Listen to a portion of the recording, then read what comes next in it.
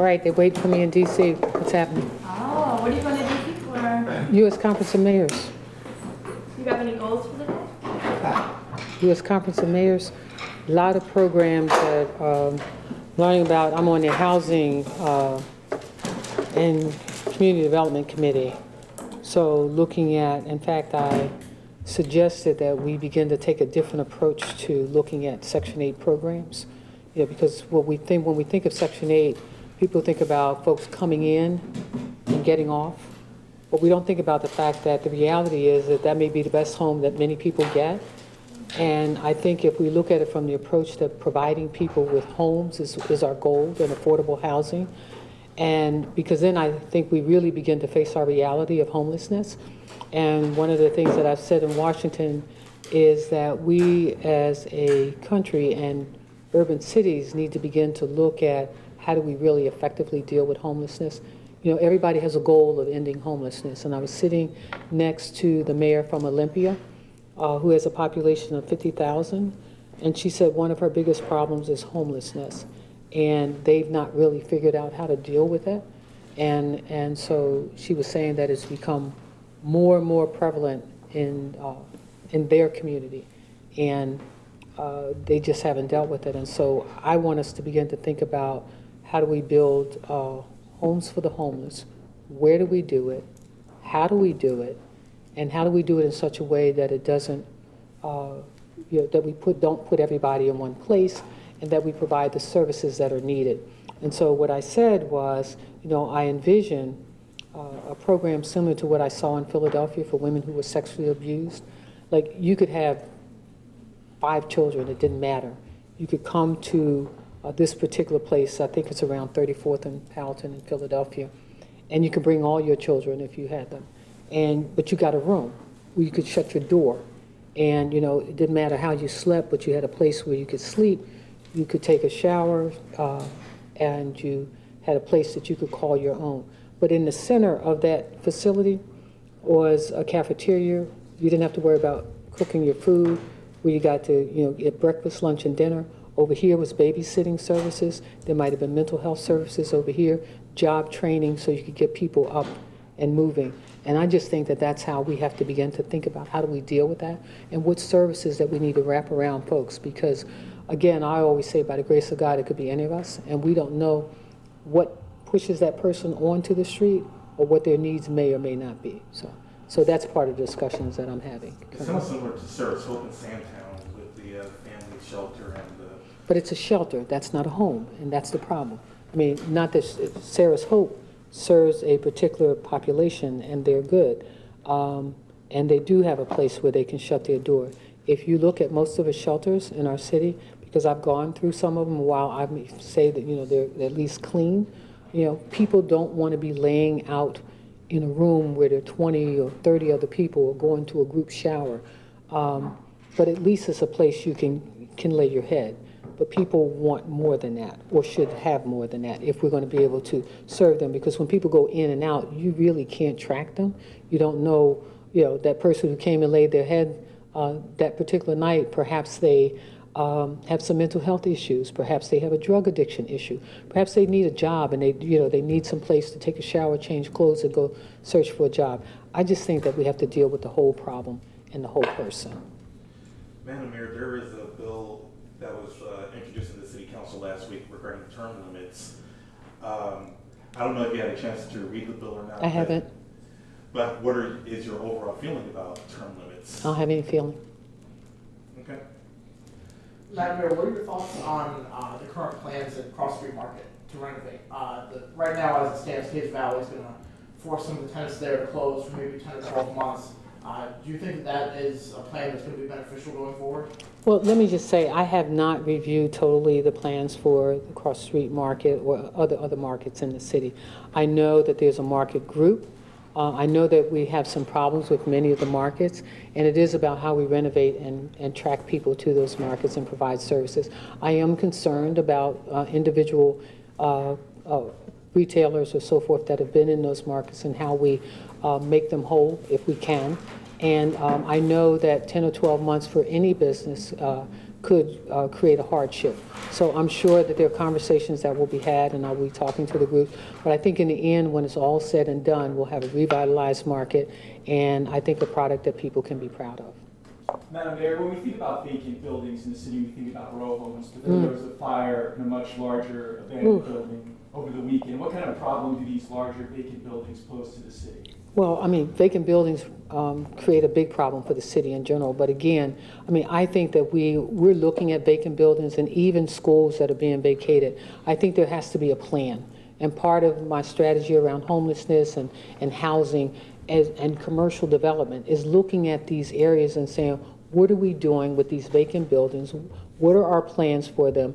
And you can't just keep doing one part of the city. As you well know, part of what I'm doing with my cabinet is making them ride around the city and see some of the problems that we're facing. I don't think folks get out to see different parts of the city. I don't think they understand the severity of the problems in other parts of our city. And we've got to have a plan for our entire city.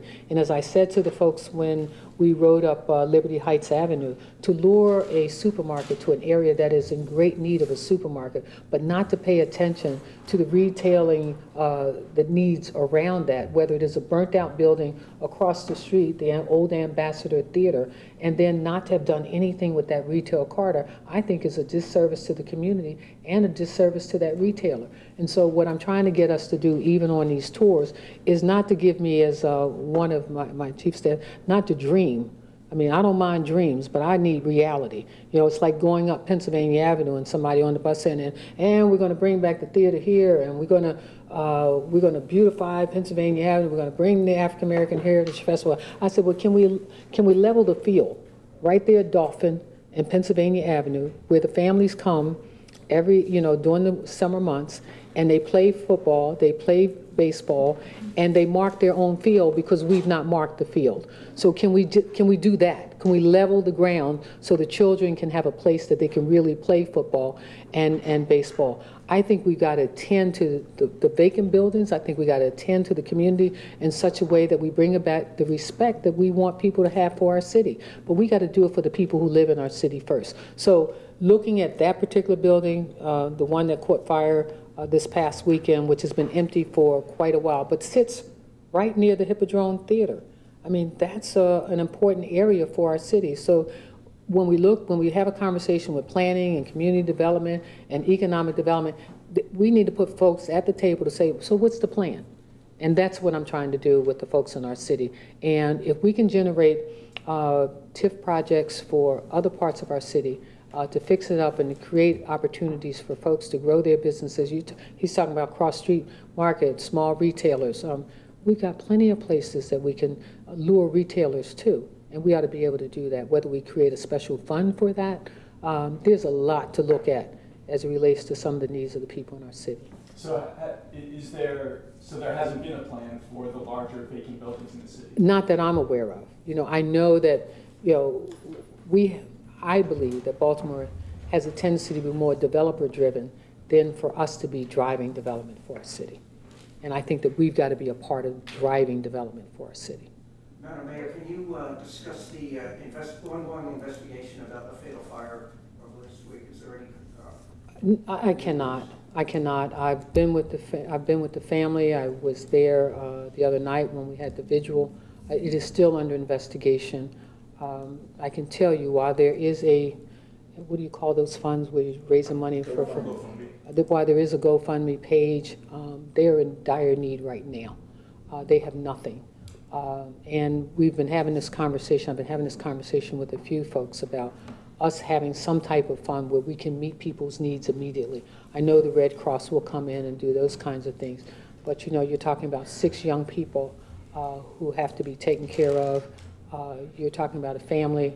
I understand the mother has, I think she mentioned something on Facebook, is now able to speak and is, I'm sure, certainly still in shock. It is one of the most devastating things that I've experienced thus far as mayor of our city, and all I ask people to do is to continue to pray for the family. But it is still under investigation, so I have no comment regarding that. Where are you on your search for a new housing chief?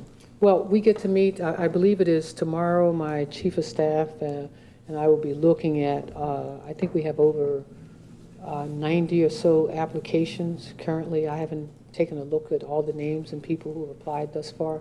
I know on our website when we put the different searches that we have, over 300 resumes have come in. So I'm hoping that it's a great pool of people and that we get the right person to lead the housing department, Department of Transportation, and the other areas that we're looking at. Madam Mayor, you mentioned transparency during your comments about the audit of DPW. What does transparency look like to you when it comes to seeing how the DPW functions? Well, you know, I'm having conversations with all of our department heads. You know, I hear everybody talk about our STAT program. You know, our STAT program has to do more than just give us information. And when we do audits, so I was on the audit committee at the state level, and when we did audits and there were findings, you had, and I was glad to see the comptroller say, well, when are we going to get that information? You'd have to come back. When you got those findings, you had to come back to the audit committee with the corrections. And I don't think we have that procedure in place. And I think that audits ought to be able, people ought to be able to see them. You know, we have even in DPW having this conversation around pre-qualification of bidders. And I think sometimes it becomes more stifling than it does allow companies and so forth to grow. So I think there are a lot of lessons here to learn. I think we have a tendency to do the same thing the same old way for so long that it's difficult to change, but we're going to bring about that change. How is the DPW doing with the rat problem in the city? Well, according to that data, that they're, you know, we're seeing some results, but not as quickly as people would like to see them. I see people placing trash cans on Facebook saying that, you know, they still have a problem. But then you see other areas where they say because of the new trash cans that the problem has lessened. Anything else? Thank you. Yeah. Sorry, do you have an estimate on consent decree, a new estimate on consent decree cost? Not yet. We are accumulating those costs currently. We are also meeting with the state, looking for some grants. We do have some grants in coming in very quickly. I know the Ford Foundation has offered up $1 million for this particular project. We will go to the state. I'm not so sure how successful we will be, but we're also going to go to the private sector. I spoke with the GBC last week and I said to them, this is, you know, we got a lot of problems facing our city and the city can't solve them by themselves. You know, we've got to depend on private sector partners as well as public sector partners as well as the philanthropic community as well, and we'll do that. Can I follow up with a question that was more of a kind of a broader philosophical question about, as you said, the needs of the city, which are Great. And what's the reception you're getting that you're seeking private funding for the most heavily funded agency in the city, which is by and large the heaviest funded agency, the police department? Well, in other words, I mean, for foundations, what's the reception you're getting? Because of the transparency and the technology stuff, I mean, this is not like funding operations.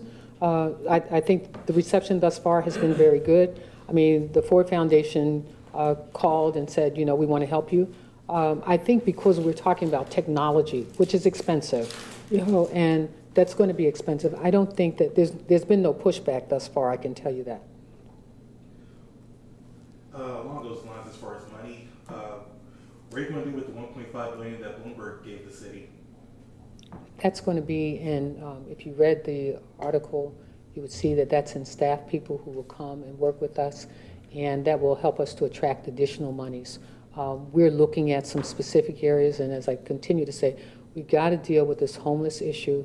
We've got to deal with how do we create affordable housing in the city. We got to look at how we're doing our finances for the city, and we need more technology. Transportation is a major issue for our city. So I get all of these experts, and every mayor, and I'm at the U.S. Conference of Mayors, and I can tell you every city that I've talked to that's worked with Bloomberg on this technology platform and making your city more innovative has said that it has been a plus for them. So I'm looking at creating a more innovative city. And I tell you, at this U.S. Conference of Mayors, as someone said to me, boy, you are bombarded every single second, and you got to be really, really, and I tell people I don't do much on the partying side, but I do a lot on the workshops and the conferences and the meetings and things. Those are the things that are really, really important to me. And just to learn yesterday, for example, in the Department of Treasury, which I didn't know, in the Department of Treasury are programs for housing and homelessness, totally unaware of. And so, we're going to, and so as soon as I hear them, I'm immediately texting to my folks, please, let's get on top of this. There's a lot of money out there at the federal level and even at the philanthropic level, and we need to get on top of it, because I'm going to be searching for every dime and penny I can for Baltimore City. So, Madam Mayor, do you have any estimate yet for fiscal year 17, how much the consent decree will cost, or 18 season? I think you just asked that same question. I don't have an estimate yet, but as soon as I get one, first to know. Thank you, everybody. Thank you.